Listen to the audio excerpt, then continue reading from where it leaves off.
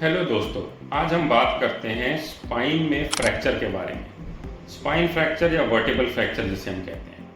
Normally हमारी spine जो होती है वो मणकों की बनी होती है। मणके मतलब एक तरह से आप मान लीजिए जो ईंटें जिसके ऊपर कि हमारी पूरी स्पाइन टिकी होती है। तो अगर हम सर्वाइकल स्पाइन की बात करें तो ऐसे 7 मणके या वर्टिब्रा होते हैं। थोरैसिक स्पाइन में 12 होते हैं और लंबर स्पाइन में 5 होते हैं। अब इनमें से कोई भी वर्टिब्रा या कोई भी ईंट अगर टूट जाती है तो उसको हम स्पाइन फ्रैक्चर या वर्टिब्रल फ्रैक्चर कहते हैं। कभी ये जो चोट है ये हल्की हो सकती है जिसे माइल्ड फ्रैक्चर हम कहते हैं, या कभी कभी ये सीवियर हो सकती है जिसे कि फ्रैक्चर या अनस्टेबल फ्रैक्चर कहते हैं। तो अगर हम कारणों की बात करें तो रोड एक्सीडेंट होना सबसे कॉमन कारण है जो कि नॉर्मली यंग पेशेंट्स में होता है। जैसे ट्रैफिक में जो एक्सीडेंट हो जाते हैं उसमें स्पाइनल कॉर्ड में फ्रैक्चर आ सकता है, या फिर अगर कोई हाइट से गिर जाए तो भी उसमें स्पाइनल हो सकते हैं। कभी कभी गोली लगने से जिसे हम गन शॉट इंजरीज कहते हैं, या स्पोर्ट्स खेलने से जैसे फुटबॉल में, क्रिकेट में, रग्बी में भी स्पाइन में फ्रैक्चर हो सकते हैं। इसके सिवा दूसरा जो जरूरी कारण रहता है स्पाइन फ्रैक्चर का वो होता है ऑस्टियोपोरोसिस की वजह से। नॉर्मली इसमें कोई चोट नहीं लगी होती, कभी कभी हल्के खांसने, छींकने से, झुकने से, या गाड़ी में जाते हुए स्पीड ब्रेकर पे भी झटका आ जाए तो भी ये फ्रैक्चर हो सकता है।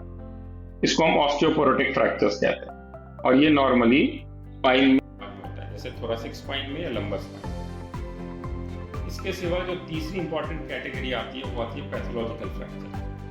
पैथोलॉजिकल फ्रैक्चर वो होते हैं जिसमें कि हड्डी पहले से ही कमजोर हो गई होती है। अब इसका कारण कैंसर भी हो सकता है, जैसे मल्टीपल माइलोमा एक बड़ा कॉमन कैंसर है, हेपेटोसेलुलर कार्सिनोमा या रीनल सेल कार्सिनोमा, जिसमें कि फ्रैक्चर हो जाता है क्योंकि हड्डी कमजोर होती है। इसके सिवा और भी कारण हो सकते हैं जैसे इन्फेक्शन, जैसे अगर स्पाइन में ट्यूबरकुलोसिस हो गया है तो भी स्पाइन में फ्रैक्चर हो जाता है। इसके सिवा और भी कारण हो सकते हैं जैसे एथलीट्स या फिर फौजियों में हो जाते हैं जिसको रिपीटेटिव ओवरयूज इंजरी हम कहते हैं। तो स्पाइन में जब भी फ्रैक्चर होता है तो उसके सिम्टम्स इस पर डिपेंड करते हैं कि नस दब रही है कि अगर सिर्फ हड्डी दबी है तो पेशेंट को सीवियर पेन हो जाता है कमर में। कभी कभी हड्डी काफ़ी दब जाती है तो एक काइफोसिस नाम की डिफॉर्मिटी भी हो जाती है कमर में। पेशेंट का चलना मुश्किल हो जाता है, खड़ा होना मुश्किल हो जाता है। अगर कभी नस दब रही हो, क्योंकि नसें जो होती हैं या स्पाइनल कॉर्ड जो होती हैं हड्डियों के पीछे से ही जा रही होती है, वर्टिब्रा के पीछे से, तो जब वो नस दब जाती है तो पैर में सुन्नपन, भारीपन हो जाता है, ताकत चली जाती है, पैरालिसिस हो जाता है। कभी कभी यूरिन और मोशन पास करने में भी दिक्कत हो जाती है क्योंकि कंट्रोल चला जाता है। इन सिचुएशंस में सबसे पहले आपके डॉक्टर आपका एक्सरे या एमआरआई करके देखेंगे। उस सिचुएशन में वो ये देखेंगे कि हड्डी कितनी टूटी है, नस दबरी है कि नहीं।